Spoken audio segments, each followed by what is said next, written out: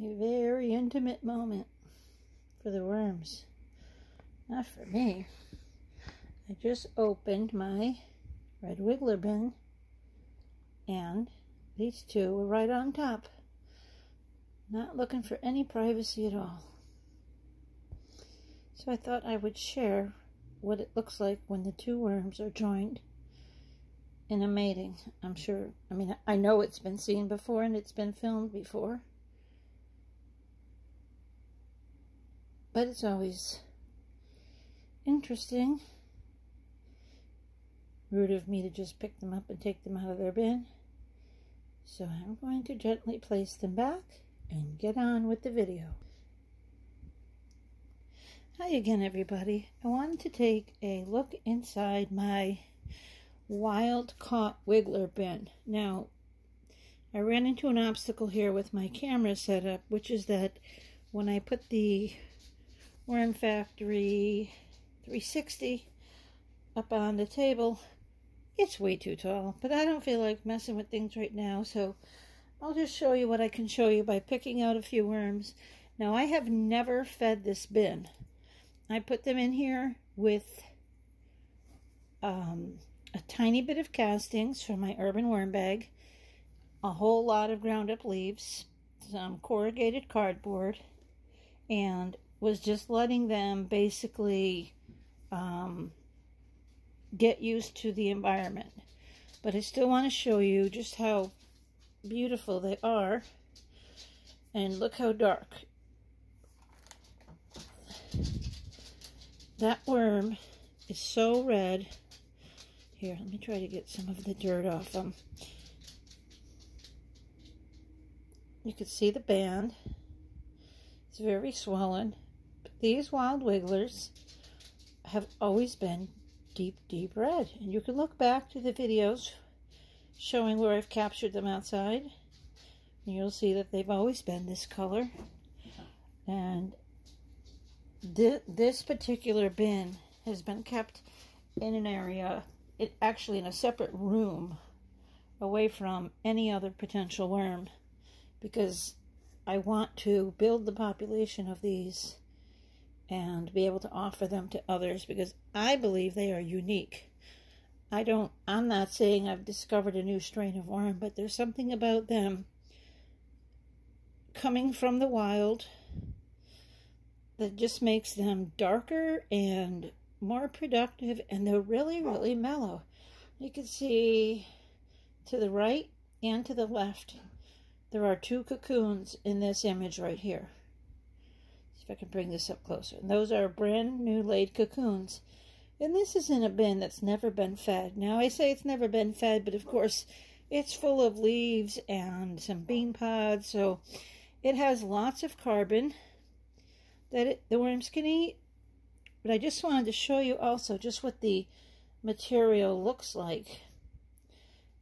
They just started making some castings, but you can see how healthy it looks. And again, this table is not the right height for this particular bin. But I want to pick out just a couple of the big ones, and I'm sure they're down here, just to kind of show you how healthy these worms are.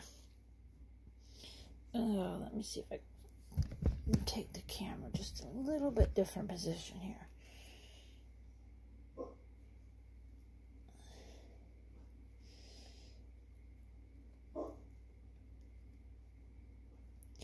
All right, here's some more. And you can see their color. They're just awesome in color. And they're very fat. They're very fat. The adults are anyway. And now again, here's another scoop of castings or material. You can see between my second and middle finger, two more cocoons. So they're breeding. There's only about, maybe 100 worms in here, maybe not even, but they are adults.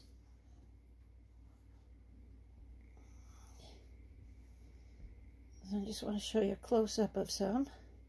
You could see a close-up of my wrinkled, dried out skin too. That's bonus content. I won't charge you for that, but I should. But look at the deep red color. And these guys are so calm. They're just like, okay. I mean, I have 2 lights over them right now, and I'm handling them. And they don't really care. They're just so chill. You got Indian blue worms that will jump through rings of fire, and then these guys that will mate in your hands.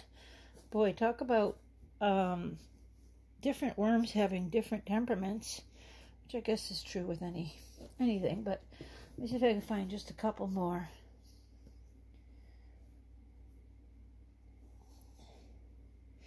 Let's see, I'll just keep adding them to my hand here as I find them, just so you can get a look at them.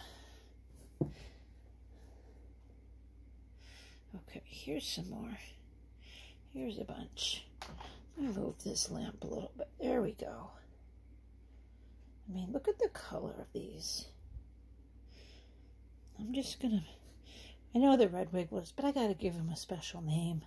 The ones that I captured outside, you know, they continue to breed in that unique deep color. And I did some web research, okay, and I'm kicking myself.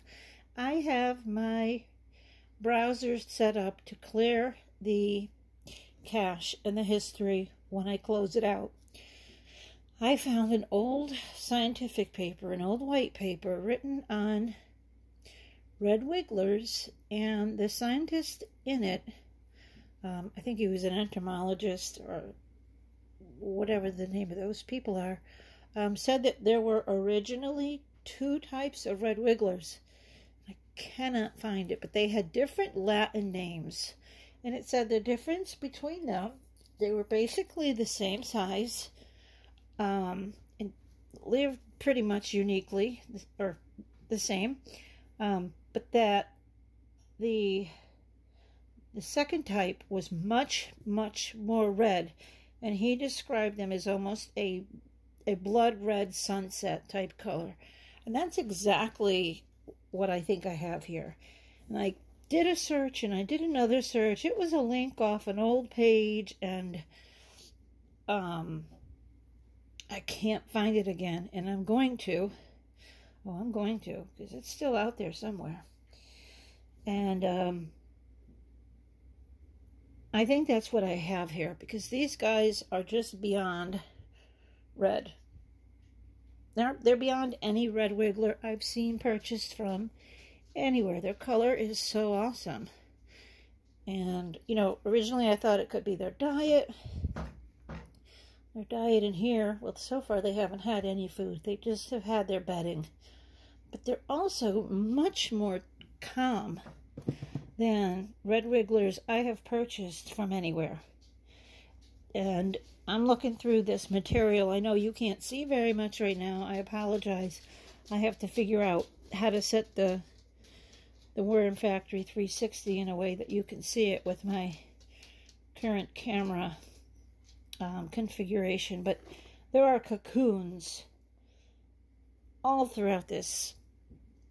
I mean, there's tremendous amounts. Okay, here we got some more. Let's see. Let me move the lamp away a little bit. Let me zoom you out a little bit. And you can see in my hand here just how beautiful these worms are.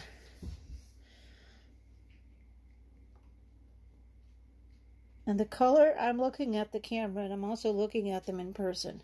That is their color. They are that deep. There's so many yellow cocoons. I think I set these up, I don't know, it was somewhere 2 or 3 weeks ago. And the thing is, there are thousands of these outside in my yard. I have an area where I keep my outdoor, I don't want to call it a compost bin, because I never let it heat up. It's a outdoor worm bin, basically. The worms showed up themselves. And these guys just filled in, and when I seen that happen, I kept adding food to it, and they kept coming. And of course now it's frozen, so I put pretty good thick layer of burlap over it, and then I covered it with some leaves. I put the leaves first, then burlap, and then another layer of leaves. And they're going to be fine because they've been around here for a very long time. And every summer they thaw. They actually freeze in the winter.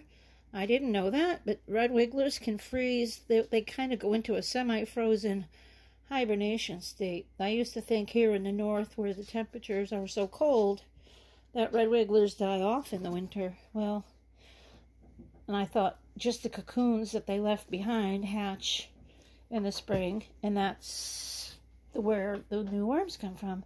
That isn't the case, actually. Wow, look at the band on that one I just put on top. Look at that. That's awesome. No, they can actually reduce their body temperature, and they actually allow their insides to dehydrate, because if ice crystals form inside their body, then it can cut through their organs, because pieces of ice are very sharp. So they allow themselves to dehydrate, they stop eating, and then when they freeze, they don't freeze on the inside because there's no moisture. They freeze on the outside, and in the spring they thaw back out. I found that to be fascinating. I don't know, maybe you all knew about that. I didn't until recently. Okay, here, I found a bunch more. Alright, know what I'm going to do? Hold on, guys. I'm going to pause this camera and pick this up because I really want to show you these. Okay, I just took the camera off the tripod because I want to be able to show you some of these in the bin. So you can see the bin. It's just all leaves, and looks like there's a couple of sprouts in there that must have been something that was part of the leaves. And I'm going to zoom in. Okay, here's a good... You can see how red, very red this worm is. And the band is swollen. And see how slow it is? And it's 75 degrees in here. And I have the overhead light. Come on, phone, focus. The overhead light and a high intensity craft lamp. And they're not spazzing.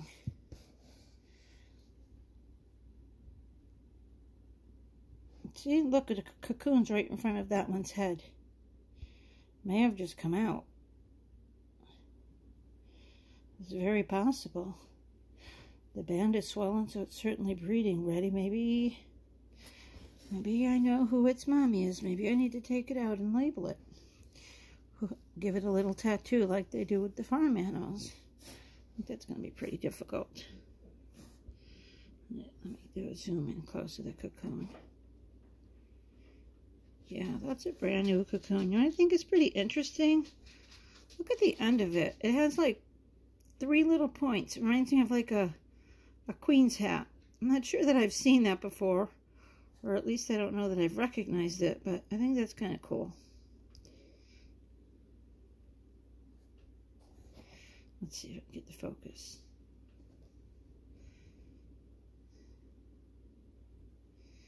And one day I want to get a really good camera because I love doing things, and having only a phone camera really limits me. Alright, hold on while I ruckus around. I don't have any hold music, but just sing to yourself for a minute. Okay. I've ruckused. Yeah, so I'm convinced that whatever that paper is I found and read about, and where the guy was talking about there being, it was an old, there was, oh, look at it.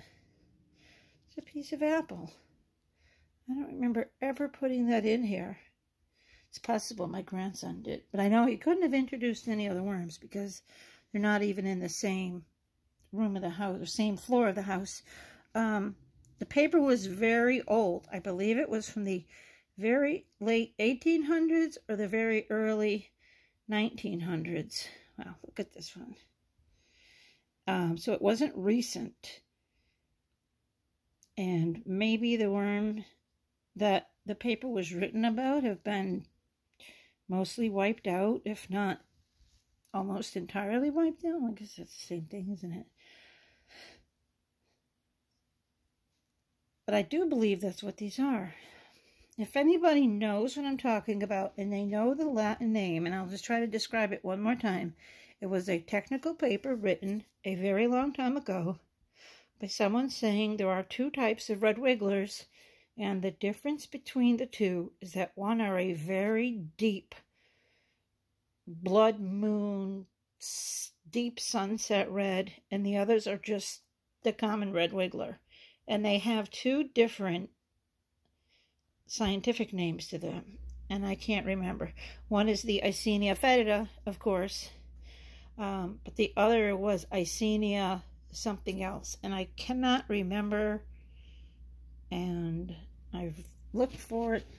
I haven't spent a ton of time, but I am very curious to know. Every worm I take out here has a cocoon on it, so yeah, let me know all what you think. I know this video is long and it's not really exciting, but I think these close-ups, excuse me, especially when it's a unique worm, I think some people really enjoy this content and getting some additional facts. And if you don't like it, well, you can turn it off. No hurt feelings here. Oh, I just saw another brand new cocoon there. But of course, oh, look at, there's two brand new cocoons there. So wait, there's three. There's one there. And then there's one there. And oh heck, where'd the other one just go? And that one's got a little tapered tip to it too. Oh wait, the other one's right kind of under that worm. I'll try to tip it, but nope, it's not cooperating. Oh, here, I think I just found it. Pretty cool, guys. Worms are really cool. That's why I do it. Some people may do it for money. I just think they're pretty fascinating creatures. And yes, I absolutely love the castings. Look at more worms. More cocoons. All right, that's it. I could do this for hours. I could honestly do this for hours. Well, not necessarily take a video, but watch them because I'm so intrigued with this particular worm that I found outside. I think the color is beautiful. I love their calm demeanor. And, oh, you know what? While I'm here, hold on. You're going to get dizzy here. Oh, I want to stick the pH meter in the content to see what it says. Now, this is mostly just bedding, so I expect it to be higher. Let's see. Let me try to... I don't want to stab a worm. So, this is also pretty neutral. Wow. This is pretty awesome. What I'm going to do after I pause this video is go stick this in a tomato or something just to show you that it's accurate. Even if I hold it in my hand, it should make a difference. Well, actually, no, my hand, it has to be sunken into something. I don't think I want to pierce it into my vein. Not today. I don't have time for that today. So, I will show you, though, the difference of different materials, just so you know that this is reading accurately. And no matter where I move it, it's coming back to neutral. Awesomeness. All right, guys, thanks for listening. Thanks for watching. Thanks for sharing what you share with me. And please share my channel if you can. I do want to get enough subscribers to get the community tab open, which I believe I will do. But the more you share, the sooner I can do that. And if you have any comments or thoughts or questions on this video or any of the other ones, please let me know. And I'm going to be checking in on my Euros next, so you can expect to see a video from them or on them, maybe today or tomorrow. And I think since these guys have been living in their cast or their bedding and have produced castings and are reproducing, look at another worm, another cocoon. They're reproducing so well. It's time to give them a feeding. So I'm going to go gather some stuff up and put a bunch of food in here. You don't need to see that. I just wanted to share a detailed view of these worms. And if anybody knows or can find the name of this second type of red wiggler I'm talking about, please let me know. It's none of the common names. It was a unique name, and I only found it somewhere once, but the description that it had matched the appearance of these worms exactly. And dang it for me having good internet security and clearing everything. So, well, it was out there. It was, like I said, it was a link on something, and I followed a link and another link, and I just, I read the paper, and I was fascinated. I was like, oh my gosh, that's what I have. I should have bookmarked it, and I didn't, because I thought I could just find it again. And then I went in to realize that my history clears, and my cache clears every time I close my browser. So, well, lesson learned on that one. Have a great day, guys. Super quick update, under a minute. I'm going to give them this cantaloupe that I opened up this morning, and it's way too ripe, but I said I would put the pH meter in something else to show you, and this fruit should be acidic. And there it goes. It's dropping down. So I went from 7.2 down to 6.8. Let me get more in the center of it. Yeah, so this is, I get into the gooey part of it, you'll see it's, the pH is moving around. I mean, it's cantaloupe, it's not a tomato or cherries, so it's not going to be crazy acidic, but you can see that the meter changes according to what it's in. So glad I was able to show you that, and I'm going to give a whole bunch of this to these beautiful wigglers right now.